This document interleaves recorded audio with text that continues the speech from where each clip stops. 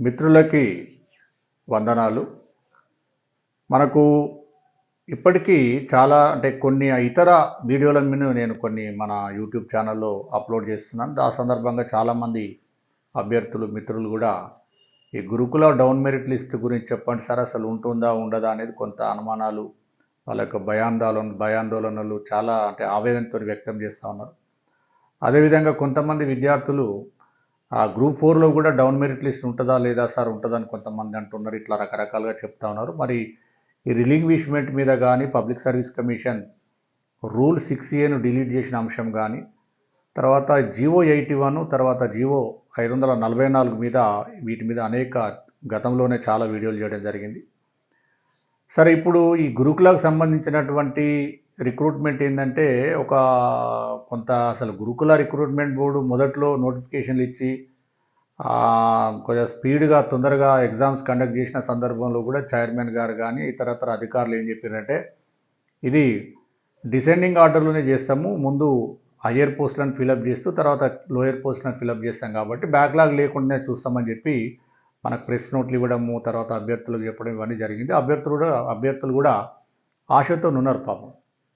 ఎందుకంటే ఇవాళ ప్రభుత్వాలు గతంలో మనం బీఆర్ఎస్ ప్రభుత్వం చూసినాము, డైరెక్ట్గా ఎలక్షన్స్ టైంలో అన్ని నోటిఫికేషన్లు ఒకేసారి రిలీజ్ చేయడము, ఒకే రకరకాల పోస్టులకు అభ్యర్థులకు ఎలిజిబిలిటీ ఉండడము, ఎవరు కూడా ఊరుకోరు.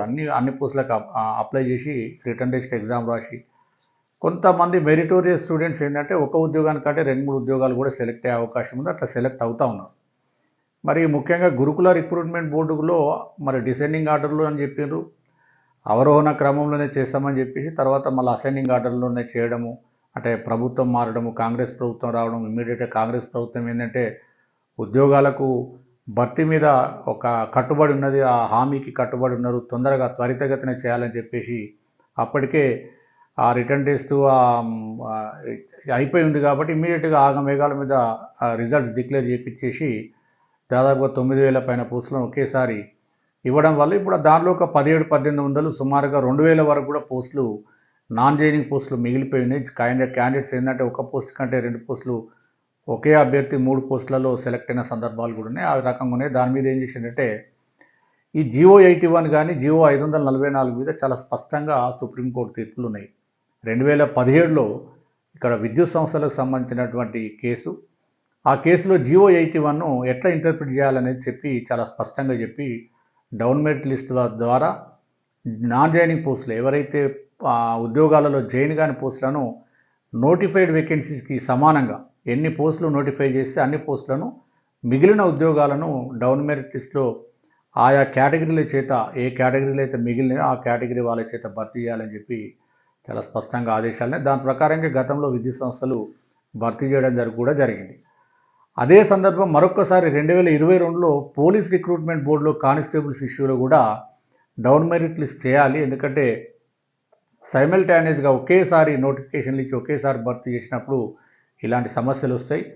ఇలాంటి సందర్భాలలో నిరుద్యోగుల భవిష్యత్తును దృష్టిలో పెట్టుకుని జీవో 81 అడ్డుపెట్టి మళ్ళీ ఆ పోస్టులన్నీ నెక్స్ట్ బ్యాక్లాగ్ పెట్టి నెక్స్ట్ రిక్రూట్మెంట్కి క్యారీ ఫార్వర్డ్ చేయడం మంచిది కాదు, అది కరెక్ట్ కాదని చెప్పి కూడా డౌన్ మెరిట్ లిస్ట్ చేయమని చెప్పి ఆర్డర్ చేయడం జరిగింది. అది ఇంప్లిమెంట్ కూడా అయిపోయింది.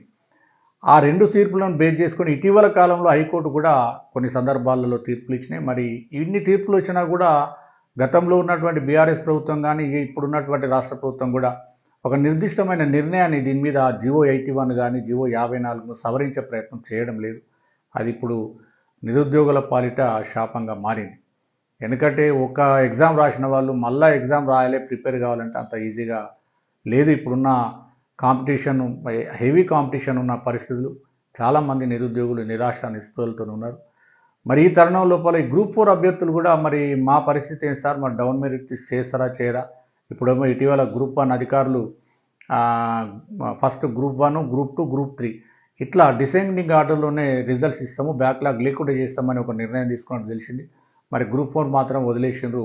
8,000 పోస్టులకు ఉన్నట్టుండి రిజల్ట్స్ ఇవ్వడం వల్ల దాంట్లో కూడా ఒక 2,500 పోస్టులు మిగిలిపోయిన సారని కూడా చాలామంది అభ్యర్థులు ఆవేదన వ్యక్తం చేస్తున్నారు. మరి పబ్లిక్ సర్వీస్ కమిషన్ ఏంటంటే ఆ రూల్ 6A డిలీట్ చేయడం జరిగింది. ఒకప్పుడు రిలింగ్విష్మెంట్ ఆప్షన్ ఉండే, అది తీసివేయడం జరిగింది. అది తీసివేసిన తర్వాత ఇంకా ఇదే మళ్ళీ మొదటికి వచ్చింది.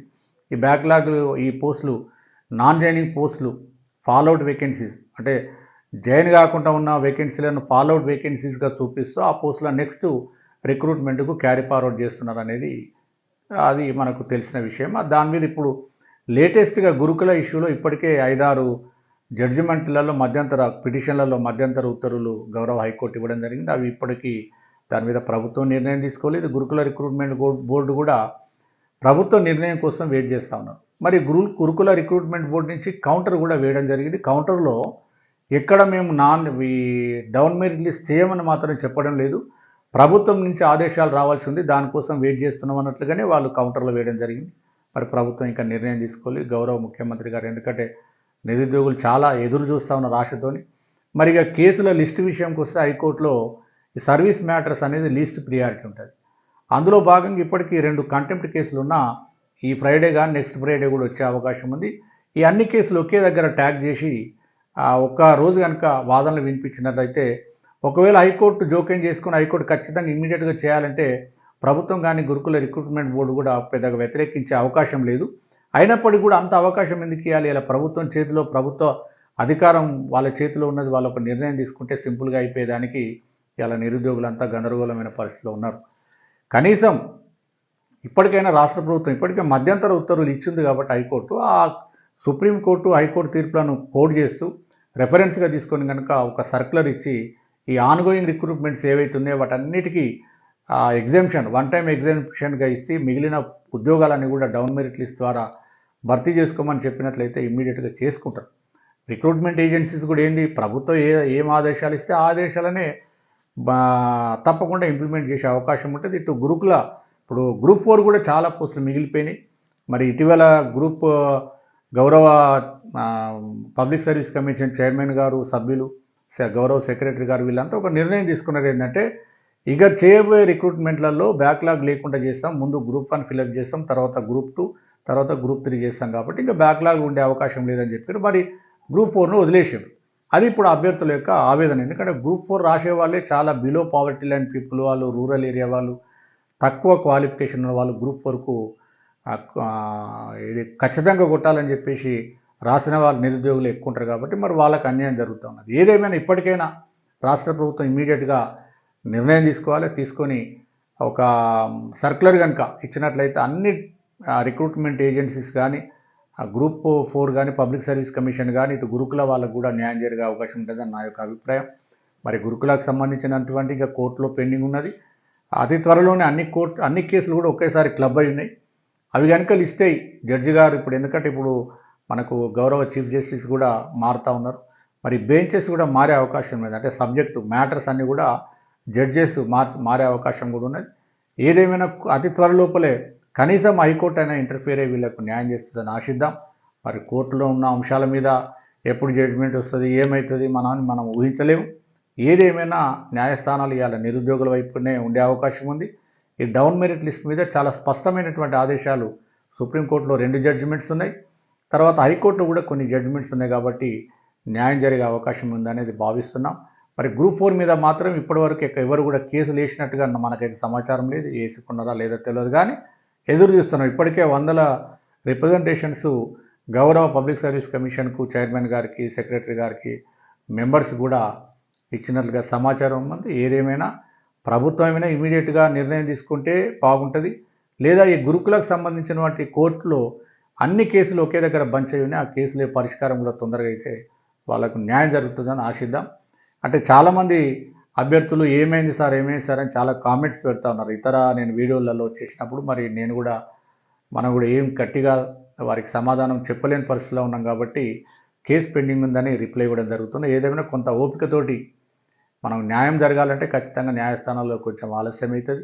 ఈ సర్వీస్ మ్యాటర్స్ అనేది లీస్ట్ ప్రియారిటీ ఉన్నది. అలా హైకోర్టు కానీ సుప్రీంకోర్టులలో సర్వీస్ మ్యాటర్స్లో లాస్ట్ ప్రియారిటీగా తీసుకుంటున్నారు కాబట్టి కొంత ఆలస్యం అవుతూ ఉన్నది. ఏదేమైనా మీ అందరికీ న్యాయం జరగాలని మరొకసారి గౌరవ ముఖ్యమంత్రి గారు రేవంత్ రెడ్డి గారికి, గౌరవ ఉప ముఖ్యమంత్రి గారు బట్టి మల్లు గారికి, మరియు మంత్రివర్గానికి, తర్వాత ఉన్నతాధికారులకు, చీఫ్ సెక్రటరీ గారికి మరొకసారి మనవి, ఈ డౌన్ మెరిట్లకు సంబంధించినటువంటి ఈ డౌన్ మెరిట్ లిస్టుకు అడ్డుగా ఉన్నటువంటి జీవో 81, జీవో 544ను సవరించి ఒక కొత్త జీవోని తీసుకొచ్చి ఇచ్చే నోటిఫికేషన్లనే కొంత కండిషన్స్ మార్చి నియామకాలు చేసినట్లయితే ఏదైనా రిక్రూట్మెంట్ జరిగినప్పుడు ఫస్ట్ లిస్టు, సెకండ్ లిస్టు, కనీసం 3 లిస్టులు ఉండే విధంగా త్వరితగతిన, అంటే గ్యాప్ ఎక్కువ లేకుండా వారమో 15 రోజులు గ్యాప్ పెట్టి ఫిలప్ చేస్తే ఈ బ్యాక్లాగ్ అంటే మిగలకుండా, పోస్టులు మిగలకుండా మీరు నోటిఫై చేసినటువంటి పోస్టులన్నీ కూడా భర్తీ అయ్యి నిరుద్యోగులకు న్యాయం జరిగే అవకాశం ఉంటుంది.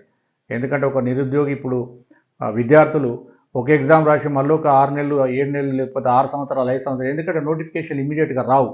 ఒకసారి నోటిఫికేషన్ వచ్చింది, కాంపిటీషన్ ఎగ్జామ్ రాస్తారు, దగ్గరలోకి వచ్చి ఆగిపోయిన వాళ్ళకు కొంత నిరాశ ఉంటుంది. ఈ నోటిఫికేషన్లనే ఈ రకంగా డౌన్ మెరిట్ లిస్ట్ చేసుకునే విధంగా నోటిఫికేషన్లే కనుక చెప్పినట్లయితే న్యాయస్థానాలలో కూడా చిక్కులు రావు. మరి ఇప్పుడు మన గవర్నమెంట్ కూడా ఇప్పటికి ఇచ్చినటువంటి ఇంటరీమ్ ఆర్డర్స్ని బేస్ చేసుకొని గురుకుల వాళ్ళకు కానీ ఇతరతర నోటిఫికేషన్లు ఏవైతే ఆన్గోయింగ్ ఉన్నాయో వాటికి కూడా వన్ టైం రిలాక్సేషన్గా ఒక సర్క్యులర్ ఇచ్చినట్లయితే ఇంకా కొన్ని వేల పోస్టులు, వందల పోస్టులు ఆ డౌన్ మెరిట్ లిస్ట్ ద్వారా అభ్యర్థులు పొందే అవకాశం ఉంటుంది. వాళ్ళకు కూడా న్యాయం జరుగుతుంది. ఎందుకంటే ఎన్నో ఆశలతోని అలా కాంగ్రెస్ ప్రభుత్వాన్ని అధికారం తీసుకొచ్చారు విద్యార్థులు, మేధావులు, తర్వాత ప్రజలు కూడా. మరొక్కసారి ప్రభుత్వం ఆలోచించాలని తెలియజేస్తూ ముగిస్తున్నాను. Thank you.